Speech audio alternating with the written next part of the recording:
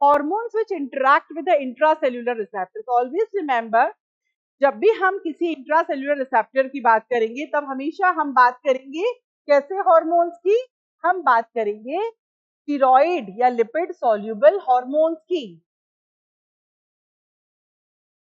इसके अंदर testosterone, oestrogen, progesterone भी आते हैं और उसके अलावा T3, T4 को भी हम लिपिड सॉल्युबल में ही काउंट करते हैं।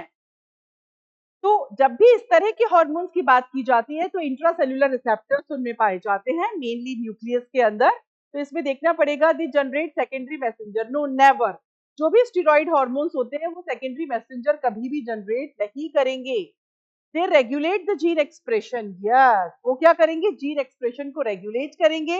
And they regulate the chromosome function, yes, जो जीन एक्सप्रेशन से एंजाइम बनेगा वो सेल डिवीजन को रेगुलेट करने में हेल्प करेगा, तो क्रोमोसोमल फंक्शन भी अपने आप ही हो जाएगा। तो आंसर क्या होना चाहिए, बोथ बी एंड सी। तो इसका हमने इस तरह से बताया था कि सपोज ये एक सेल मेम्ब्रेन है और कोई भी हार्मोन जो होगा वो यहाँ से एंटर कर जाएगा डायरेक्टली, और इसका जो रिसेप्टर है वो हम कहाँ बना देते हैं, न्यूक्लियस के अंदर। हम इसका क्या दिखा देते हैं, रिसेप्टर दिखा देते हैं इस तरह से। और ये उस रिसेप्टर के साथ हार्मोन क्या करेगा, बाइंड हो जाएगा। ये देखिए रिसेप्टर के साथ सेल है, ये न्यूक्लियर मेम्ब्रेन है, सेल से एंटर कर जाएगा स्टेरॉइड हार्मोन, रिसेप्टर से बाइंड कर जाएगा, रिसेप्टर से बाइंड करने के बाद क्या होगा,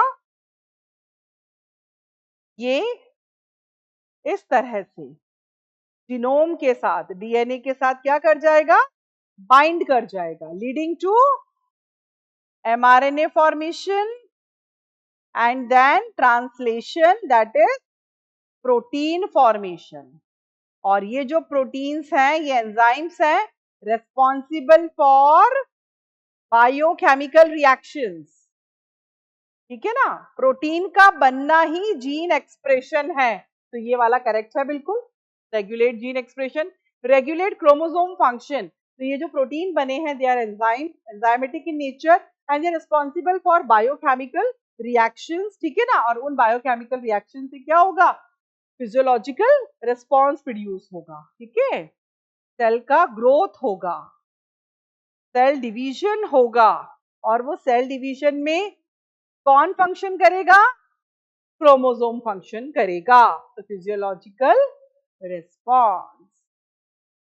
तो दोनों ही काम होंगे, यहाँ पर क्रोमोसोमल फंक्शन और यहाँ पर जीन एक्सप्रेशन। ये प्रोटीन का बनना ही जीन एक्सप्रेशन होता है। So I think it will be clear to you all. Answer is both B and C. यहाँ पर सेकेंड मैसेंजर बिल्कुल नहीं बनेगा।